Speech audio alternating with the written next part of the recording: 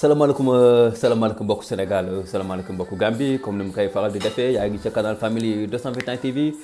ak sa frère le Sénégambien Boys Mister Thiam ngeen saa su ne maa lay jox chronique yoo dul dégg fenn gars yi nay sap sap donc am feneen fu dul sa canal Family 221 TV di bëgg ñëpp di share ñëpp gars yi tey ñu ñëw ci tey ñu ñëw ci doxantu laa koy wax xaw ma meeting xaw ma dox mbokku xaw ma bi nga xamante ni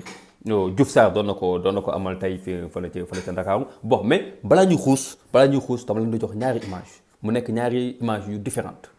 dañ koy xool ñu dem te ñëw. commerçant wu Dakar danañu xam ne. mi ngi noonu la famille comme ni ma ko annoncé gis ngeen ko Diouf Sarr moo nekk noonu ak gàngooram ak mbooloo dañuy jóge ci Diouf Sarr ngi dem xool beneen image boo xamante ni dafa nekk image yu récente. Mais on a le droit de marcher, non? Voilà. Comme ni ñu koy waxee rek bu ñu ko waxee ñu ni peut-être lu amul la wax lu ñu neex la mais li ku ko xool xam ni Sénégal paaka ñaari boor la 2 poids 2 mesures moo am mu neex mu nakari nga bëgg ko dégg ak nga ñàkk ko bëgg a dégg. gis ngeen image bi mu leen mujj woon muy Barthélémy Dias bi mu fi génnee ne dafay dox mbokk ñu tere ko ba mu naroon jur sax fitna laay wax parce que ci même jour bi. boo xoolee ci ngoon gi amoon na ñu génnoon ci yenn côté yi commencé woon taal mbedd mi au moment où ñu ngi koy tere Barthélémy Dias vous avez vu Abdoulaye Diouf Sarr moom it mu nekk candidat fële ci nga xamante ni mooy pour récupérer li nga xamante ni mooy mairie de la ville de Dakar comme Barthélémy Dias ni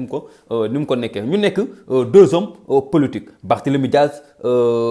Abdoulaye Diouf Sarr bokkuñu benn camp kii opposition la nekk kii parti au pouvoir mais Barthélémy Dias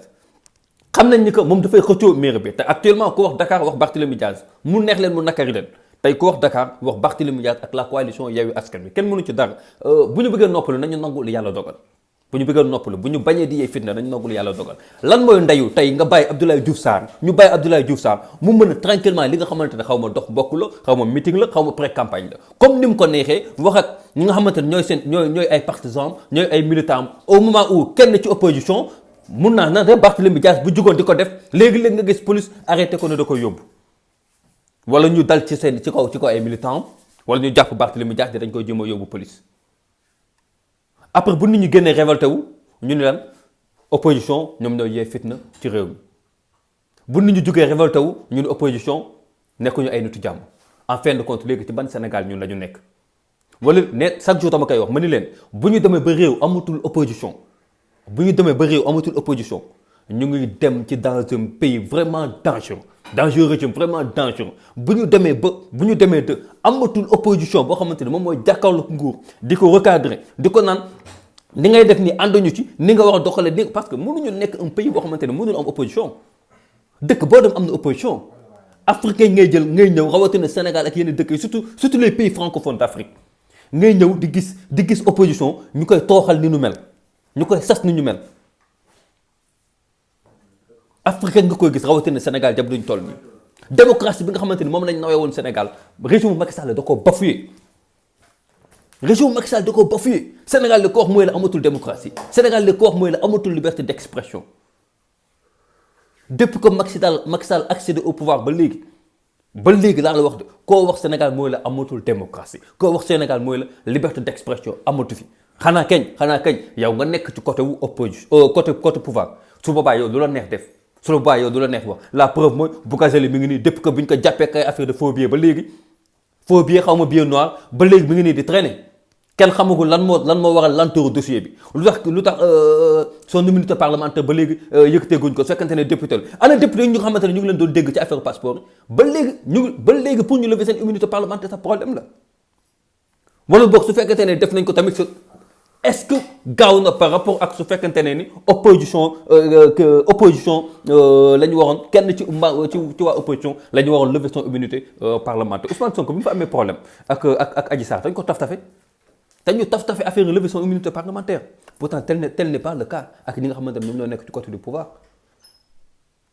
tel n'est pas le cas léegi ñun ci ban Sénégal la ñu ne en fin de compte man damay laaj ci quoi parce que chaque jour Sénégal léegi saa boo yeewee gis ay nouveaux cas yu bees saa boo yeewoo Sénégal gis ay cas yu bees te cas yi nag saa bu critiquer rek xamal ni cas bi ku mu concerne côté opposition la la nekk de passage may raay ki nga xamante ni mooy Mamadou mooy Mamadou Ndiaye te mu nekk RFM xaw ma TFM bon ci doxalin bi nga xamante ni doxale na ko ak Diomaye Bassirou Diomaye Faye xam nga léegi dafay won ni acharnement bi nga xamante ni ñenn ñi am nañ ko ci ñi nga xamante ni ñooy Pastef mu neex mu nakkari Pastef yàllaa ko samp mu neex mu nakkari Pastef yàllaa ko dooleel kon képp koo xamante ni yaa ngi jéem a néewal doole waa Pastef yow ta ngay sonal su bopp plus que ngeen di jéem a néewal doole waa Pastef plus que Pastef di gën a am popularité plus que waa nitu Pastef di gën a siw wasalaam gars yi loolu moo nekkoon chronique bi tey fi sa canal famille 221 TV comme ni mu koy faral di waxee suma gars yi la famille bu dee abonné ko gaaw abonné damay jox pouce bleu bi dama jox say commentaire ndax moo ñu motiver la famille comme d'hab respect